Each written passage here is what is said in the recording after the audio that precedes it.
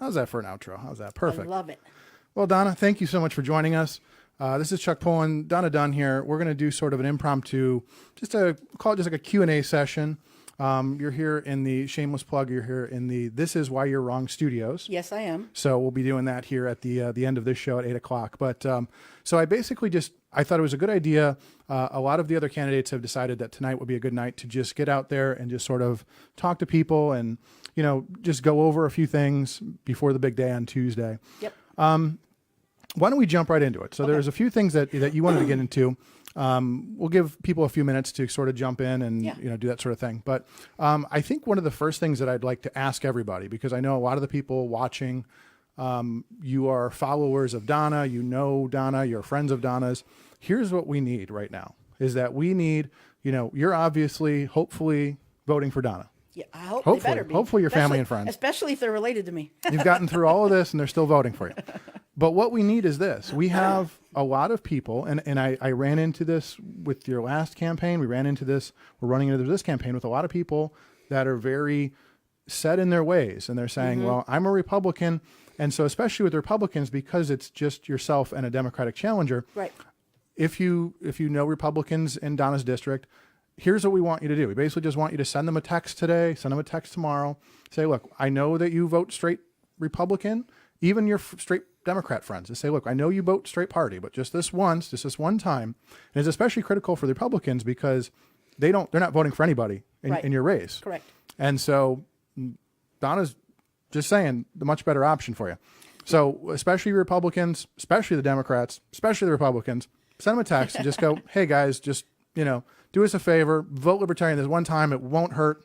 Swear. Promise. And that's what we need from you. We just need you to send a text, send a Facebook, do whatever.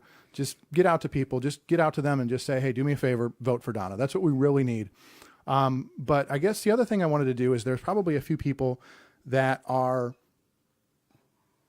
know you, that know what you're about, and maybe they have hesitations because you're a libertarian. Right. So I run into that a lot. Go ahead and get up on the mic a little bit too. Okay. So you got to get up on there. Oh, let me get there a you little closer. Yeah, go bring it up. Oh, yeah. Like this? So, Okay. There we go. so people can hear us. Okay.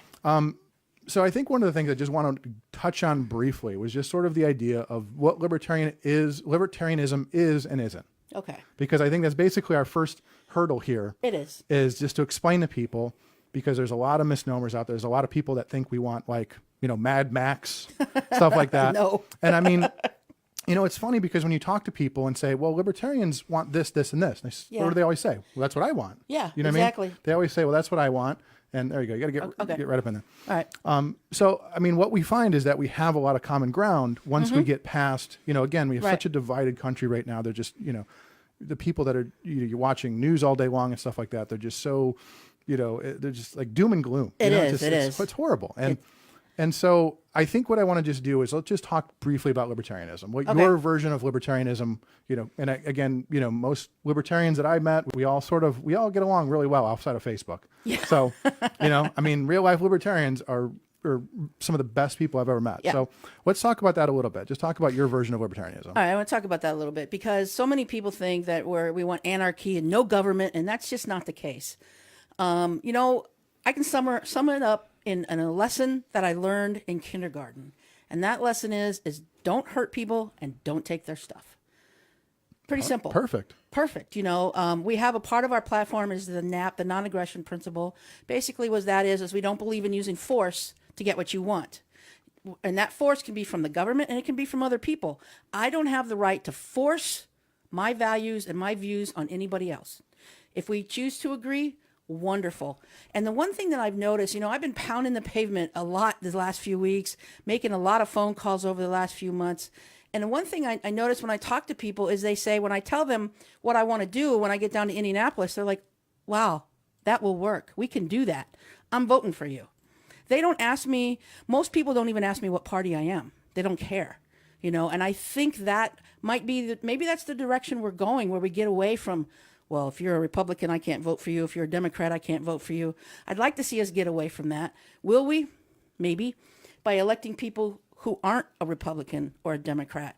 And one of the things I really like about libertarians is that we're like the referee. You know, we're the one in the room who says, okay, you people on the left, this part of your idea is good. You people on the right, this part of your idea is good. My job is to bring those two sides together and make them work. Right. And I think that's sort of the thing is, you know, use the example of like the football team. If you got the two big football teams, you've got the two rivalries. Right. It makes perfect sense that when you look at an office like a prosecutor or a secretary of state or anybody that has to make decisions and you don't want them to be partisan, you don't want them to let their ties or anything like that get, I mean, it makes perfect sense to have a libertarian. In our case here in Northwest Indiana, here in Hammond and Whiting especially, here's why this makes perfect sense to have a libertarian is that you have a supermajority downstate that, frankly, they're Republicans that don't like Democrats. Right. And they sure don't like Northwest Indiana. And your the former state rep who will be she's retiring, she's stepping down at the end of the year, which is why this race is open.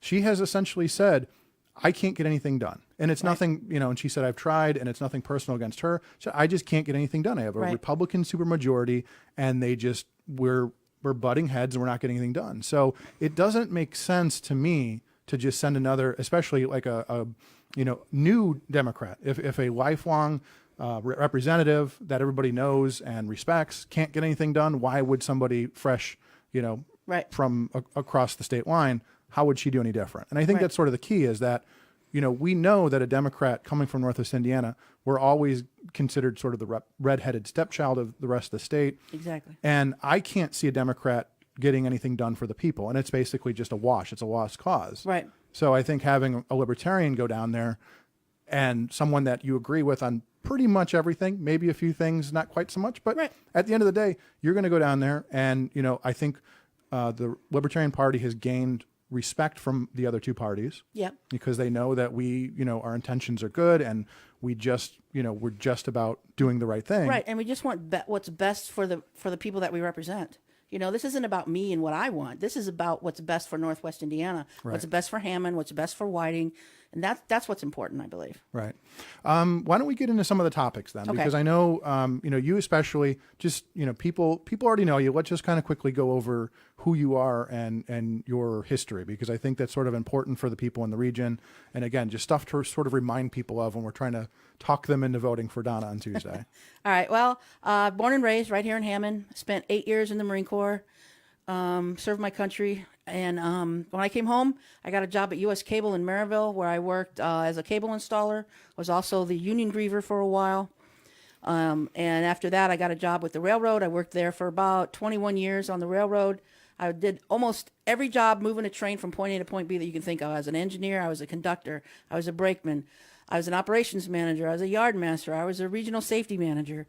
So I've done just about everything about when it comes to moving trains, which was, I'll tell you what, when I would get on a train on Sunday afternoon and take it from Elkhart to Kankakee, Illinois, that was probably the best job, because I had a 15-ton train, and taking it over the road like that, I loved it. But what I didn't like was being away from home all the time. Well, sure. And I mean, they always say that, you know, railroaders don't stay married too long. No, most of them are on their second or third marriage. Yeah, and they don't. But I mean, again, that also shows dedication to a job. You knew going into it what it was going to entail. And that's the thing. I've always had quote unquote male dominated jobs. I've always worked in that environment. And as a woman, it takes a strong woman to be in those kind of positions. And you know, when you have 105 Marines standing in front of you and they're looking for you to lead them and guide them, you better be able to do it, or you're not going to be standing there very long. They're going to mow you over and walk all over you. And you just can't let that happen. And when I get down to Indianapolis, I'm going to take that same mindset down there. You know, of course, I'm not going to be able to make them stand at attention or anything like that. You could try. I mean, try. You could try. But what I'm going to do is I'm going to say, hey, I'm a force to be reckoned with. You're not going to walk all over me. You're done. I'm done with you people walking all over Northwest Indiana. I'm tired of it. And we are not a suburb of Chicago. We are Northwest Indiana. We are the region, and you are going to pay attention to us. Well, and I think one of the things that I always tell people is, you know, you being a Marine, I've spent some time in the Army, is that it's when you see sort of that process, you see all of the waste involved in the military. And that's one of the things, again, going back to the idea. And so that's sort of the idea is like, you know, when you look at, you know, there was a story the other day about how we left all of the stealth fighters down in Florida during the hurricane. Did billions of dollars of damage to a program that we've already spent trillions of dollars on. Why didn't we move them? Why didn't we move them? Yeah. Fastest things ever designed. and yet we didn't move them. We could spend hours talking about military waste. Right. And so, I mean, what we see is that's what libertarians are about. We're not sitting here. I mean, I've never met a libertarian that has wanted to see people starve, wanted to people. No. I mean, and that's sort of, again, one of the misnomers, this idea that we want no government, right. we want no safety net whatsoever.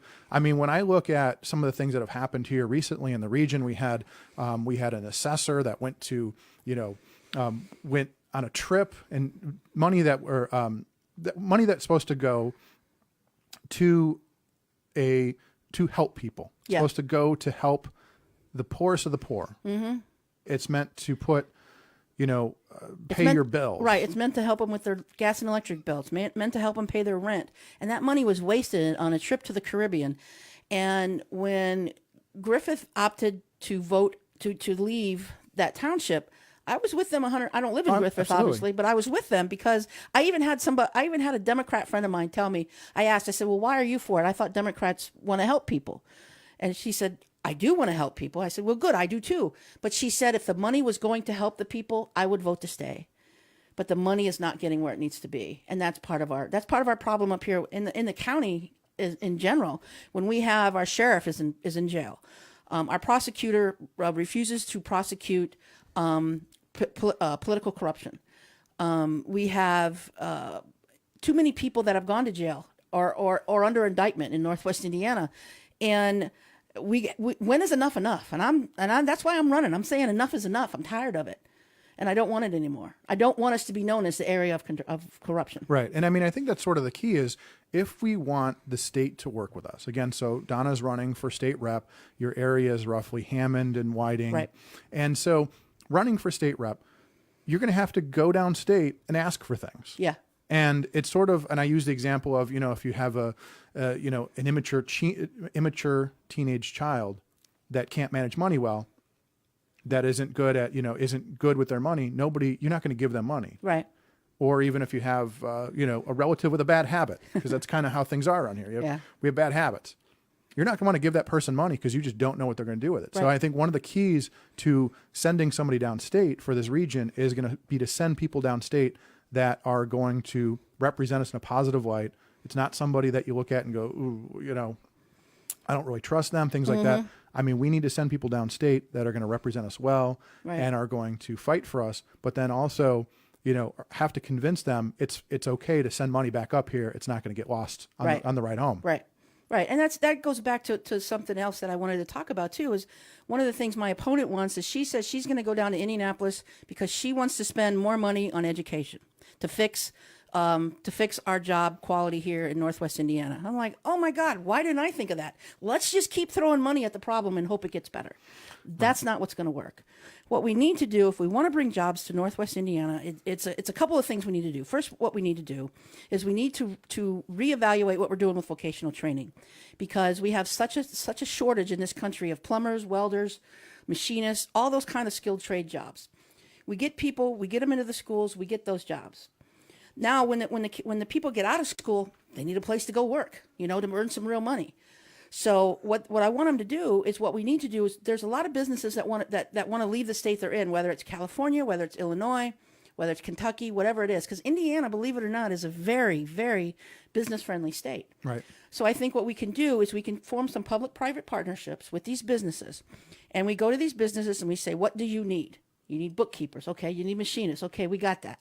What we're going to do is we're going to partner that with the Hammond Career Center, with Purdue, with Indiana University, with Ivy Tech. We have all of these wonderful schools right here in the region, and we partner with them. And then by the time the factory is here, by the time it's built, by the time it's ready to open, guess what? That workforce is trained, ready to go, ready to roll up their sleeves and earn some real money, and earn some money today, tomorrow, the next year, and the year after that, instead of making $7 an hour at a minimum wage job working at Walmart.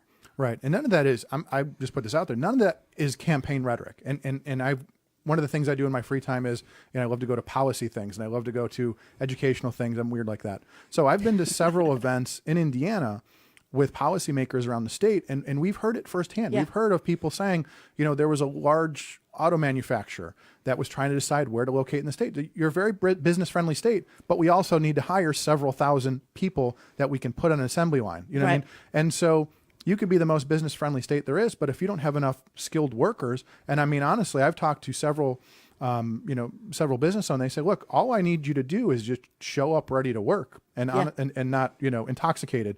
Right. Just show up on time, ready to work, and put your phone away, and we'll train you the rest of the way. And so, that gets to the idea of we have this brain drain, we're sending all these kids away to college. And I mean, that brings onto itself, we now have an entire generation that literally, they can't afford to buy a house. They can't afford to do anything because they've got a student loan payment. Right, because right when you get out of college, that's the time when most people, even my generation and every generation before, you get out of college or you're in your early 20s, say you're 24, 25, that's when you decide to settle down, raise a family, buy a home, start living the American dream. But now these young people are saddled with this $100,000 in debt on the low end, and they can't afford to buy a home. They can't afford to get married. They can't afford to settle down. And we're doing them an injustice. We're doing them a disservice. And, not everybody even wants to go to college, but we put so much pressure on them to go to college. Somebody who goes to college gets a degree in liberal arts or art, and I'm not faulting art. I love art. But what are you going to do when you're done? Right.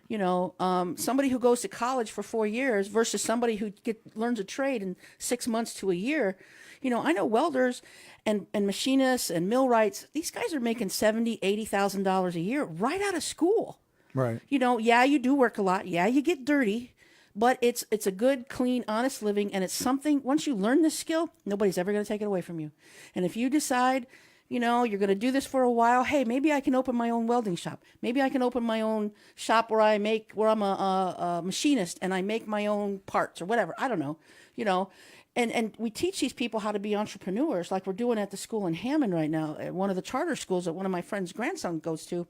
These kids are in 7th, 8th grade. They're learning how to start a business. They're learning how to write a business plan. They're learning how to make a product. They're learning how to bring the product to market, how to market it, how to make it, and how to sell it, and what price to set. And all those little things that go into owning a business and being an entrepreneur. And I'm like, oh my God, I wish somebody had taught me that when I was in school. And we're at a point now as a country where the number of new businesses is lower than it's ever been. New business startups. I mean, the number of people that are getting into it, and most people would say, why is that? The bureaucracy, the red tape, all the inspections, all of the paperwork, all of the nonsense that I have to go through just to start a small business scares a lot of people off. It does. And I think that's one of the key things, again, having more libertarians. And it's interesting because when you think about it, a lot of the people that I meet downstate, a lot of people involved in politics, they are business people. And it's really baffling to me is you're a business person. You've made a good living being a business person. Why would you make it difficult for other people? Because they don't want competition. Well, it's a good point. They're serving their own interests while they're in the legislature, and I don't agree with that either. I'm not a business owner. I'm just a regular person. Nobody in my family owns their own business. So you don't have to worry about me doing something that's best for my spouse or my in-laws or anybody like that has a consulting firm in Northwest Indiana and wants to make money off of the state. That's not going to happen with me, ever. And I think that's a key. I mean, I think that's a key is that one of the other things about being a libertarian is that you're not going to have a situation where we have, one of the things that happens as you get involved in politics is all of a sudden you had to make deals to get to that point. Right. And it's unfortunate. You have people. Yeah, it is. And I hear that all the time from people. They say, well, I had to do this, I had to do that. And you're already beholden to somebody before you even get the office. Right. And one of the things I want to talk about too about teachers is one of the things that I've always done. Anybody that's ever worked with me or for me, whether it was on the railroad or where it was, one of the things I'm a big believer in is the people that do the work have some of the best ideas on how to solve the issues associated with that. Whether you're a railroader, whether you're a teacher, whether you're a fireman, policeman, business owner, whatever it is, you know best how to fix what's wrong with your industry. So when I want to fix what's wrong with, or try to fix what's wrong with the schools, try to fix and give our first responders some additional help, it's not going to come from me. It's going to come from the people that do the work. I'm going to talk to them, get their ideas, and I've already talked to some teachers and gotten some ideas on things that we can do. So if it's going to work and if it's good, then let's do it. Yeah, I've had very similar experiences where, I found out one of my son's teachers was the union steward. When she found out what I do in media, she took me aside and said, "Oh, there's some things I could tell you." Right. So it's good. Let's talk. Let's talk, right. But then also a lot of people in that position, they know what's wrong, but they're also afraid to say how to fix it. Right. They're afraid to come forward because they're afraid of retribution. Right. And it's unfortunate. It is. That we have, like you said, we have a broken system, but everybody's sort of afraid to talk about it. Right. And so the solution, as your challenger had mentioned, let's just throw more money at the problem. We already know that's not going to work. No, we already throw billions of dollars, millions of dollars at whether it's at education right now. And if throwing more money at the problem was the solution, then it would be working. You know, what we need to do is we need to go to other schools that are working, whether they're in our state or in our country. There are other places throughout on the planet, believe it or not, that teach their kids, and they teach their kids very well. Finland has some of the highest math and science scores in the world.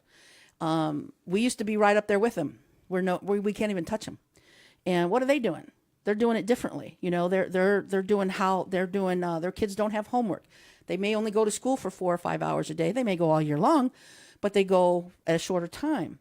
They do different things. So we can take what works in other parts and plug that into our system and get it to work here. Well, let's take a couple. I just wanted to go over some of we're getting a lot of messages. People are asking about things. A couple of things that I'm seeing here. So for instance, Tanya, sorry, let me get settled here. So Tanya is talking about, she mentions, for instance, that you ran against Pete Visklosky for Congress. You have got more than 40,000 votes, did very well, one of the highest vote counts for a libertarian in the state. Yep. A lot of people know who you are. A lot of people already know what you're about. And again, just kind of to remind people that are watching, the reason what we want you to do is just reach out to those friends and neighbors and family and just say, hey, look, can I count on a vote for Donna on Tuesday? You know, Exactly. And I think that's sort of the key. Tanya also mentions hemp processing, because that's another one of your key issues. That's something that's been a big topic with the libertarian candidates. Yes. And again, a lot of people, sort of the older folks, sort of roll their eyes and there go the libertarians talking about that's what we do. I mean, whenever I go on the radio, that's the first thing they want to talk about. But I mean, there's also a lot to be said. And I liked what you said the other day on another radio show, and you talked about the idea of let's just try it. And we don't know the whole idea of hempcrete and things like that.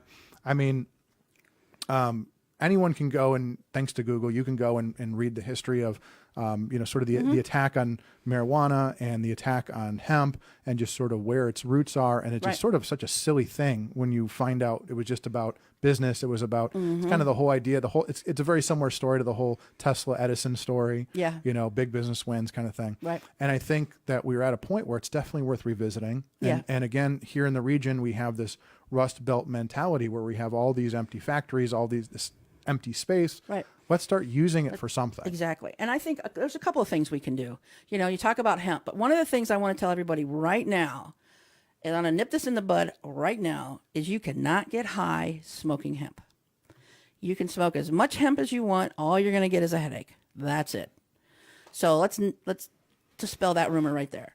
Another thing is with hemp, anything made out of plastic can be made out of hemp. So if we were and it's biodegradable, not like plastic. So if we were making stuff out of hemp, guess what? All this stuff about plastic and it being in our oceans and our water and our drinking water, killing our fish, killing our turtles, that goes away. Another thing about hemp is that it's bug resistant and it's mold resistant. So if we can use it as a building material here, you won't have to insulate. You won't have to worry about bugs, and those kinds of things. Also, they are also experimenting, like I said before, is using hemp to make roads. Is that going to work in Northwest Indiana? I don't know, because of our climate here. It's not sunny and 80 like it is in San Diego. But here we have the winter, we have the salt, we have the trucks, we have all of this that goes over our roads, and we need to find a road. And I would highly recommend we use Summer Street in Hammond, because if you ever driven on that road, it is like a roller coaster sometimes, especially in the winter when it really gets bad, and you dodge one pothole and hit two. But anyway, I think we could use that as a test road, because there's a lot of trucks that go across it. It needs to be salted, and that would be a perfect test road to test hempcrete. You know, and there's a business in I believe it's in Elkhart, and they use like 100,000 pounds of hemp, say a week or every other week, I think it is. They use an ungodly amount of hemp. You know where that hemp comes from? That hemp comes from Canada. Nothing against Canada. Canada's a good neighbor. But you know what? Instead of sending that money to Canada, why aren't we walking across the street to a farmer and handing it to a Northwest Indiana farmer? Makes a lot of sense. You But I know? mean, it seems like that's something that would be easily industrial farmed. Yeah. Where especially we have a lot of space. You know, Hammond's doing pretty well. Not a whole lot of empty space anymore, Right. but Gary especially has a lot of space or something like that. And so, yeah, I think that's definitely something that it's just such a, like I said, just such a silly thing that we're just not trying it or not doing it. So what else do we want to talk about? Is there anything else that you want to get into topic-wise? Another thing I want to get into is one of the things I saw on my opponent's, I don't know if it was her website or her Facebook page or which it was, but she said she's going to go down to Indianapolis and demand equal work for equal pay. Wonderful. How far is that going to get her? She's going to go down to Indianapolis and demand something, and she's going to snap her fingers and it's going to happen? No, it's not going to happen. Equal pay, you know, there's been laws on the books to give women equal pay as men for years. Part of the problem with this equal pay, and believe me, I want to make as much money as the guy sitting next to me. And when you have a union job, that's not a problem. But the part of the problem is that women's when a woman goes out of the household and gets a job, this is a cultural thing. This is something that's going to have to change over the next generation. Is that women, when they go out into the workforce, traditionally women are considered a secondary income, so their income's not as important. We don't have to pay them as much. Also, women have children. When women have children and they leave the workforce, they don't get paid. So that's another reason why women make less than men, is because you don't take it hour over hour over hour. You take it over the years of say a work career, say 10 years, 20 years. And yeah, they're going to make less money. And those are a couple of reasons why. Well, and I think,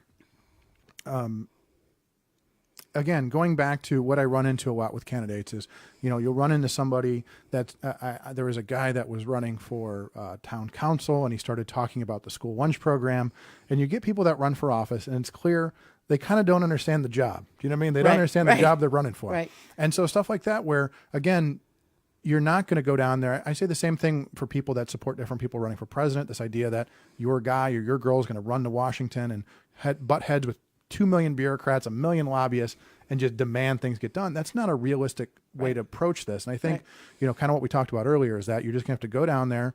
And I like that the fact that you said, this is what we'd like to try. I mean, you basically go in there and say, this is what we'd like to try. Yeah. I'm not going to demand anything. You say, this is what we'd like to try. Right. It's not going to cost a whole lot. There should be plenty of business. I mean, realistically, what we run into a lot with libertarians is the idea of, we don't need government to do it. We just need them to get out of the way. Right.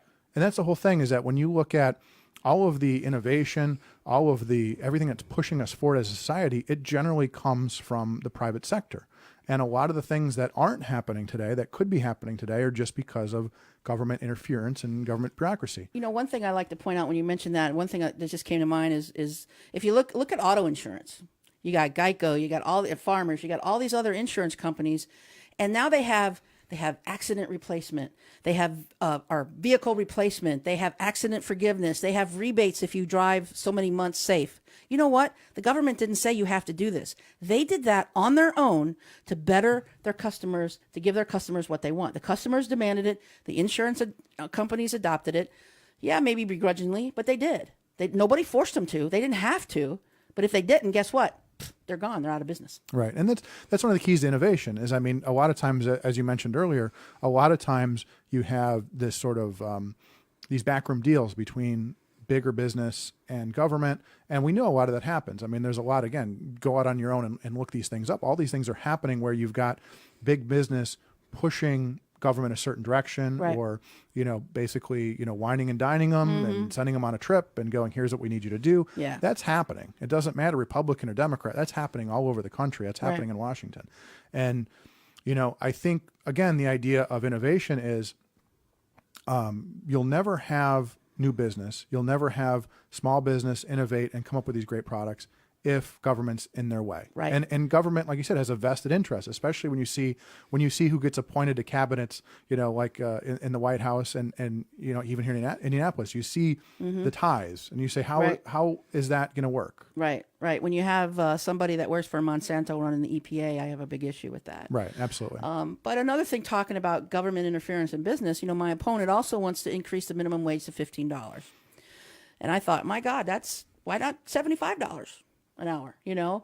I have a better idea for that. And it comes back, it comes from my core principle of not allowing the government to force things on other people. Because what's going to happen, and it's what happened in Seattle, they raised their minimum wage to $15 an hour, and a lot of businesses went under. People had their hours cut, but you don't hear about that. One of the things that I want to do is, instead of forcing every business to do the same thing, because guess what? Every business doesn't fit into the same box. So what we could do is, instead of forcing businesses, because we have wonderful small businesses in Hammond right now.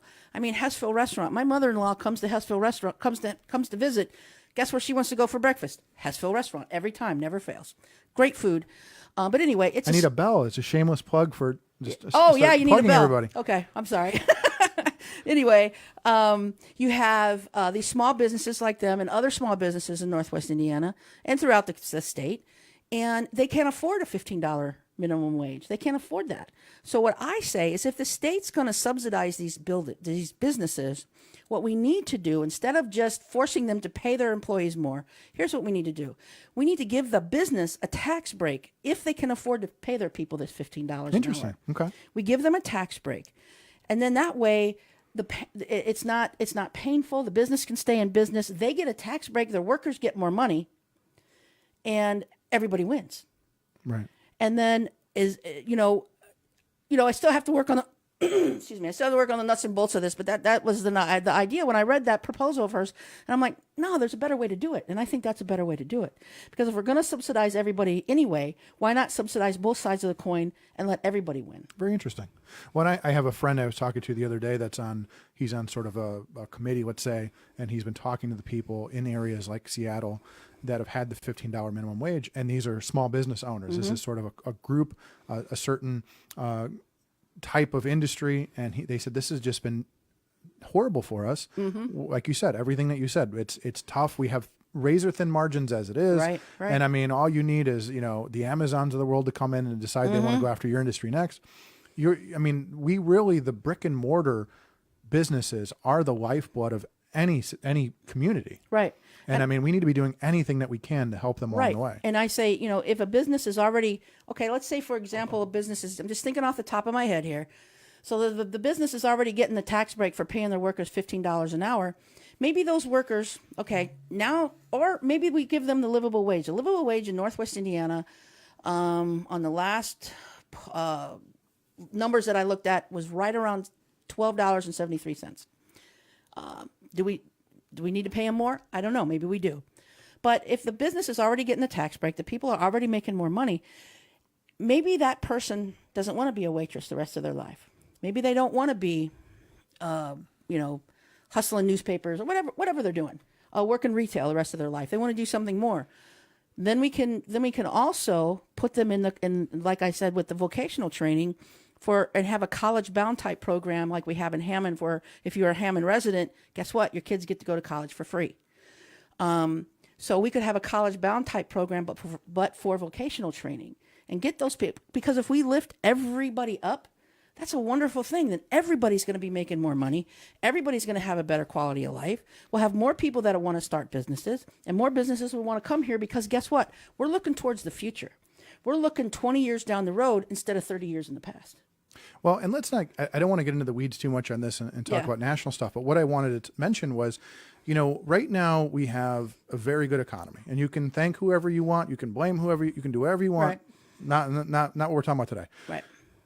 The job numbers, for instance, African American unemployment is the lowest in the history of keeping records. Mm-hmm. But how has it affected, how has it really helped a lot of people in our communities? It hasn't really, like here in Northwest Indiana, our unemployment rates are still some of the highest in the state and things like that. It hasn't trickled down to us yet. Right. What I mean? I was at dinner last night with some people, and we were talking about that.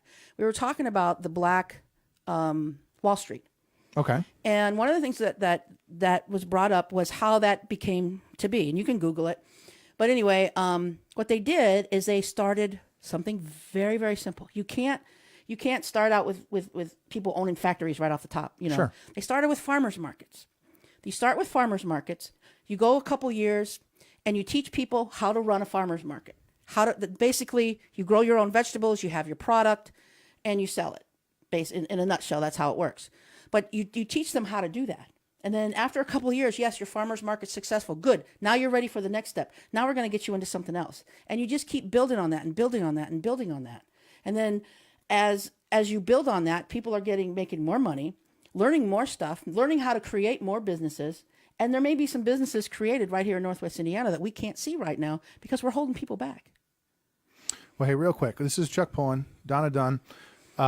We're basically just thank you guys all for watching. And essentially what we want to do is just, again, just reach out to you if you have any questions. A couple of people are throwing some ideas here in the comment section. But basically, we really just need you to send a text, send a Facebook to people that that are, again, we're at a point in this country where the majority of Americans no longer consider themselves Republican or Democrat. Right. Over 60% of Americans say, I'm independent.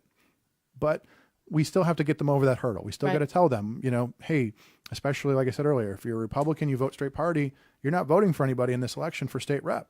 Mm-hmm. Make sure you remind people of that. Mm-hmm. I had this discussion with somebody the other day that just, it's unfortunate how many people just don't understand the mechanism of politics, the election system.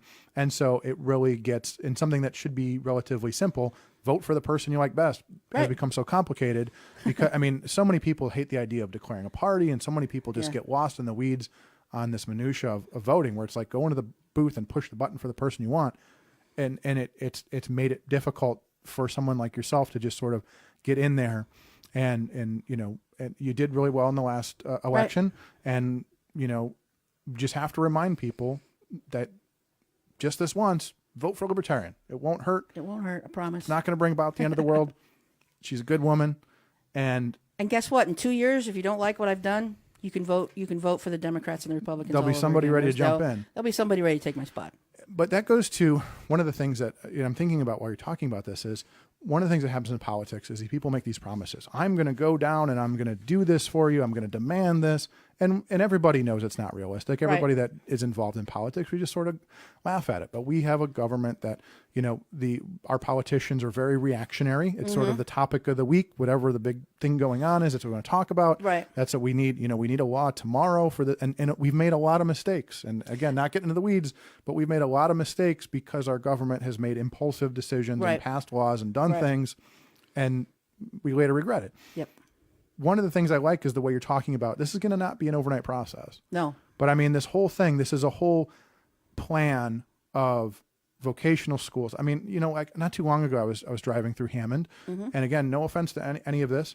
I was driving through Hammond, and there was a new small supermarket opening. There was hundreds of people at 6 a.m. lined up for, a handful of cashier and stocker jobs. Maybe, small place probably had a dozen people working there. Hundreds of people lined up. And, it's unfortunate that, Hammond has had a lot of great strides. You had the Lear Corporation come in. There's a lot of good things going, but there's still room to grow. Yeah. And there's still a lot that we can attract. Oh, absolutely. There's still a lot, even just for the region in general, there's a lot more that we can attract people if we just, again, people hate talking about it, but realistically, as great as our environment is, you look at our region, we have air, water, highways, trains. They're worried about the corruption. They're worried about that you have one party in Indianapolis, you have one party in the region, they butt heads, they don't get anything done, and you have a stalemate. Right. And I think that goes back to, I want to see the day where instead of people standing in line to get minimum wage jobs, I want them to be standing in line to get, $20 an hour jobs, $25 an hour jobs. But what we're doing right now, it's not working, and anybody that knows me, my friends, they get tired of me saying this over and over again, but the definition of insanity is doing the same thing over and over again and expecting different results. And that's really what it comes down to is you had, like I said, you had a Linda Lawson spent, was it 30 years basically? She spent quite a few, 25 to 30 years. Almost 30 years as the state rep. She's a very good person. Yes, she is. And, she definitely cares about the community, but she said it herself. She said, I just can't get anything done with the climate in Indianapolis. So why would we send another Democrat down there? Right. That's just going to run into the same issues where you just can't get anything done. Right. Do we have some more questions up there? Yeah, we've got a couple questions here. Okay. Because my poor eyes can't see that far. Let me just see what we've got. And before I forget, one Sure. thing I wanted to mention too, when we're talking about vocational training, is there's only right now, STEM is, the science, technology, engineering, and mathematics.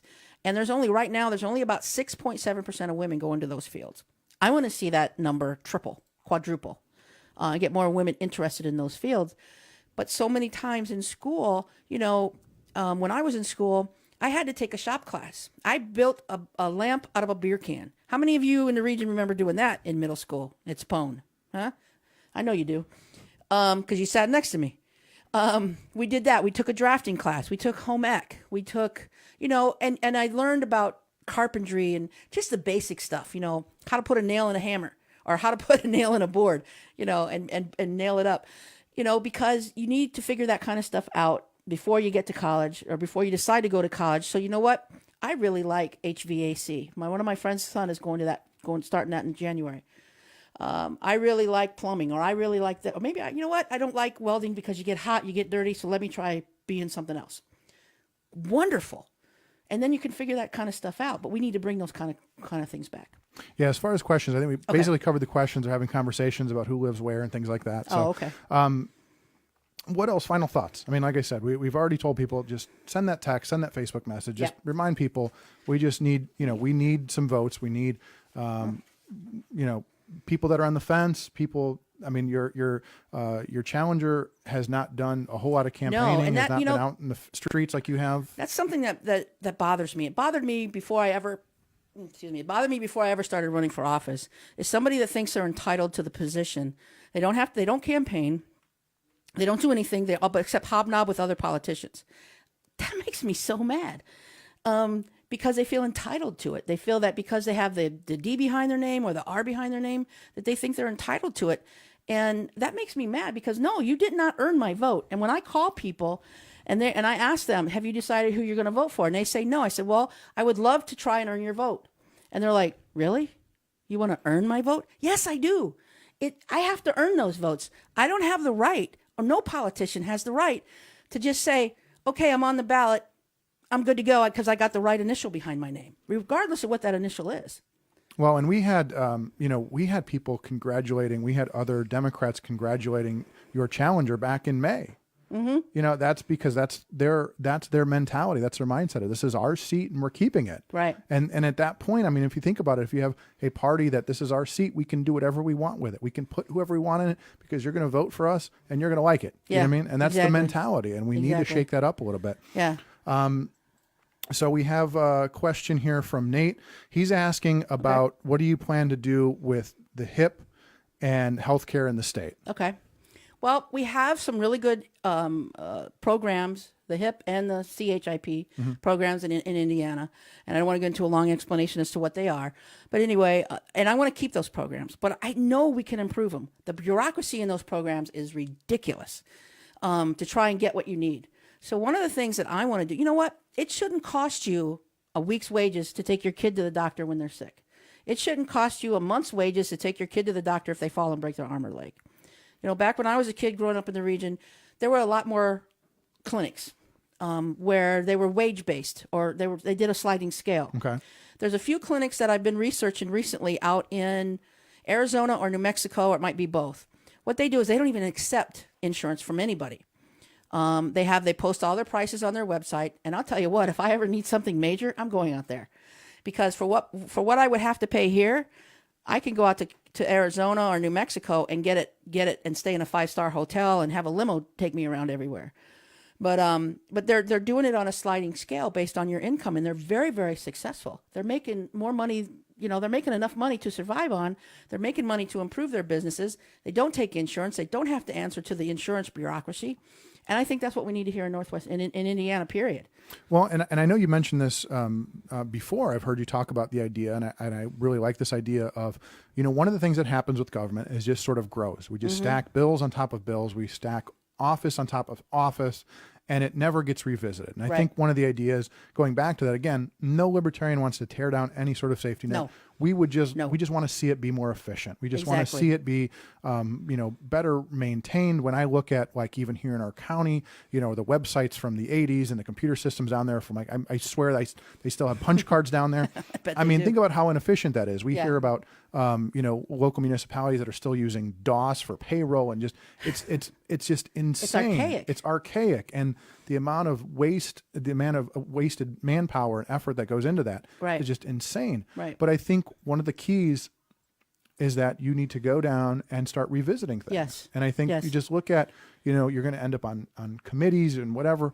We just have to revisit things. I think Right. that's the key. That's the key. We have to plant that seed downstate is, guys, let's just not keep stacking government on top of government. Let's Right. go, let's unwind, let's untangle this mess. Let's And let's fix revisit. it. I mean, let's start with the basics too. Yeah. We get so wrapped up and we're going to add this, we're going to do this. We've lost, I mean, even, we don't have enough time to get into the road thing where we literally, our state rated a third of the gas tax piggy bank. We couldn't afford to fix the roads. We had to add another gas tax. And now we've had basically 10 years of deferred maintenance all in one summer. It's been insane for everybody around the state. And one of the things that makes me mad about this gas tax, a lot of people may not know, you can read the governor's press release too, is one of the things they're going to do is they want to take part of this gas tax money that's supposed to be for the roads and our infrastructure throughout the state and use it for bike trails in Marion County. No. If we're taking money from people and earmarking this money for the roads, then by God, that's what that money needs to be used for. Right. Not somebody's pet project, not somebody's special thing that they want to do. But if it's for the roads, then let's use it for the roads. I used to drive on Klein Avenue every day. And when you have to close a state highway because too many people's cars are getting broke from driving on it, that's a problem. I mean, I remember even the NDOT guys. There was a whole thing where our NDOT guys were posting videos of them trying to plow Klein Avenue. And it was just, it was like riding in a tank or something. Yeah. It's ridiculous. And that's one of the things is that we just need to get better at the fundamentals. Right. And I think one of the things that people forget too, is they forget part of being a legislator is not just writing laws. One of it is reviewing laws. But another thing also is making sure that the government agencies that we already have in place don't forget where Northwest Indiana is. When I was working as a regional safety manager, I traveled all over the Midwest. I drove everywhere. And as a woman traveling alone, I had to be conscious of where I was. And one of the things that I would look at when I was traveling is how well were the roads maintained? How well was the side of the road maintained? Was there a lot of garbage? Was there a lot of weeds? And if there was, guess what? I didn't stop there. I didn't spend my money there. I would keep going until I found something that I felt a little bit safer. Because if people take care of the roads, they take care and they cut the weeds and they do all this stuff they're supposed to do, then that means that people are paying attention and it's probably a better place to be. And if we don't do that here in the region, and we have the major highway that travels through the northern part of the country going right outside our doorway, and people don't take advantages of our roadside businesses, then they're going to close. And that's bad for everybody. Right. Well, we got to wrap up. Okay. We got another show right behind us. So remember, we're going to Punch 54. Yeah, exactly. Punch 54. I Punch love that. 54. Remind your Republican friends that if they vote straight picket, they're not voting for a state rep. That's very crucial. And again, you've done so much. You've been out there in the streets. I've seen your signs around. A lot of people are reaching out to me and saying, just saying Donna's really hustling. And I mean, you'll be happy when Wednesday comes. You can take a breath. But yeah. But yeah, I mean, I really appreciate you've been taking this very seriously, and I think the people that there are people that have supported you in the past, and we really appreciate everyone's support. Yep. I don't know what else you want to say before we go. Just one thing I want to say. I spent the early part of my life standing up for my country. I spent the latter part of my life as a union griever standing up for union workers. Now it's time that you send me to Indianapolis. Let me stand up for you. What else is there to say? So when you punch 54, you can consider it done.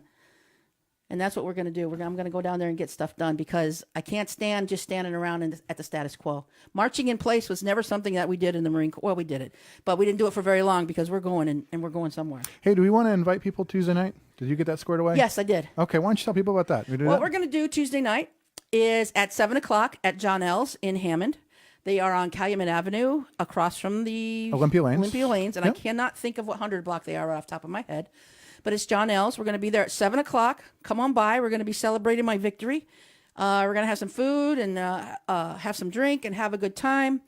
And so I want everybody to come by there and support John L's because they've allowed me to come in there and do this. Oh, they've let us in a couple times. Yeah, they have. Great local business. Again, I love supporting local business. Me too. We just, that's one of the things we just have to really we have to stick together on this. So I would much rather go to a local business than a chain any day. Plus, the local business probably doesn't microwave their food like the chains do. That's another story. That's a whole other issue. Hey, well, Donna, thanks so much for coming down. Thanks for having me. Can't wait to see you on Tuesday night. Okay, thanks, guys. Take care. Thanks, everybody.